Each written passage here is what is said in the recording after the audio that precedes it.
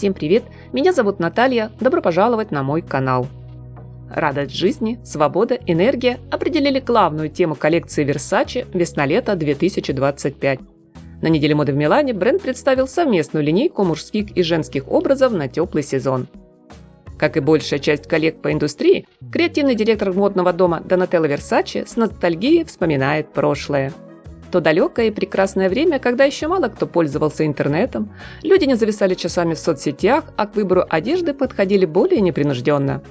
То замечательное время до цифровой эпохи, когда подиумы возвышались, фотографы толпились вдоль них в ожидании удачного кадра, а зрители в первом ряду наслаждались реальным показом, они смотрели на моду исключительно через экраны смартфонов.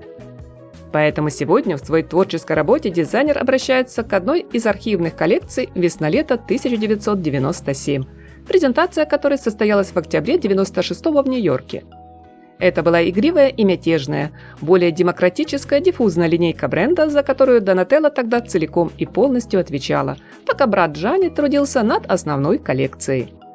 На традиционный вопрос об источнике вдохновения дизайнер заметила: когда в мире так много тьмы, с помощью этой коллекции я хотела принести цвет, свет, оптимизм и радость, ведь сейчас мы в этом нуждаемся как никогда.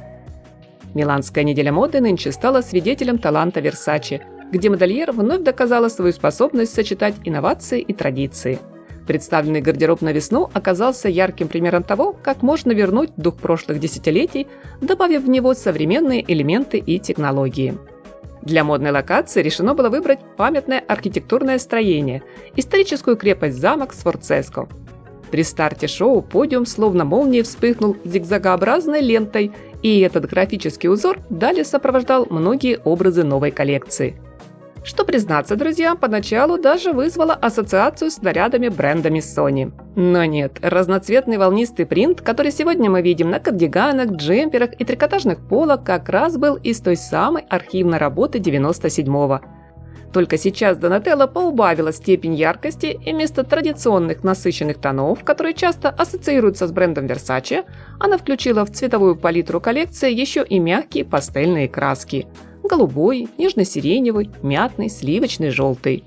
Что без сомнения добавило легкости и юного обаяния каждому стильному луку.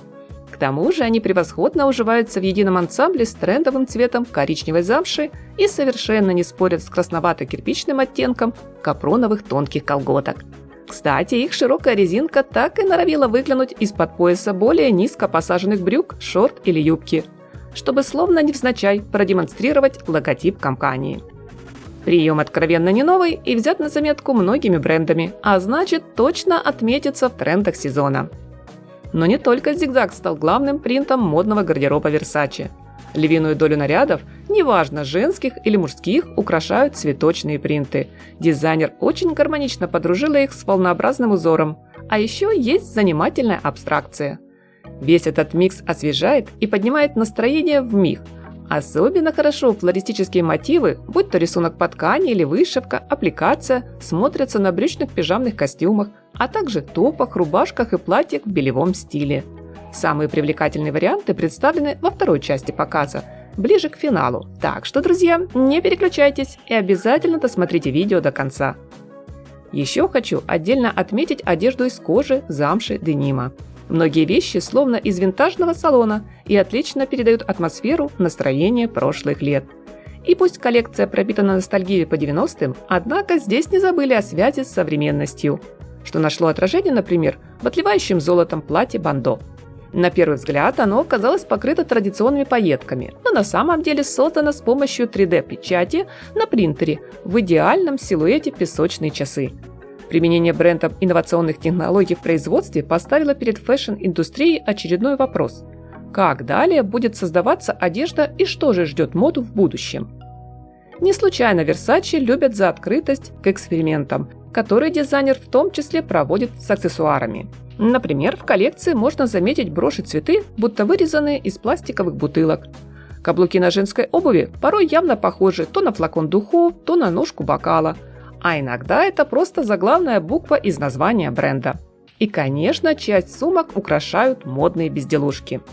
Дерзость и смелость, великая история и новые современные технологии, умение удивлять и вдохновлять. Таким на подиуме мы нынче видим дом моды Versace. С интересом, мои дорогие подписчики и гости канала, жду ваше мнение о коллекции в комментариях. Надеюсь, друзья, вы не забудете поставить лайк. Приятного вам просмотра, красоты, совершенства, море позитивной энергии и теплого, солнечного настроения!